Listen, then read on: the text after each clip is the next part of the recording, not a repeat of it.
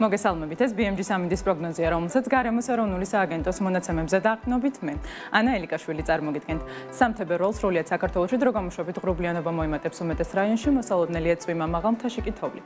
დასავლეთ საქართველოში +12, მთიან რაიონებში კი +8 გრადუსია მოსალოდნელი. აღმოსავლეთ საქართველოს ბარსა და მთიან რაიონებში +12 გრადუსი ფიქსირდება. რუსთავში +14, მარნეულში +12, თელავში +13, სიღნაღში +17 გრადუსი, ომოლოში +11, ლაგოდეხში +9, ცხინვალში +6, გორში +9 გრადუსი ფიქსირდება. სტეფანწმინდაში +4, ბაკურიანში +1, გუდაურში კი -2 გრადუსია მოსალოდნელი. ბორჯომში +9, ახალციხეში კი +5 გრადუსს უნდა ველოდოთ. გადავინაცვლოთ დასავლეთ საქართველოს ქალაქებში.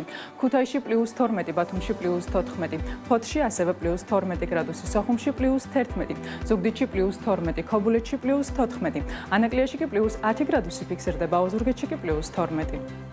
რაც შეეხება დედაქალაქს, თბილისში ჰაერი +12 გრადუსამდე გათბება.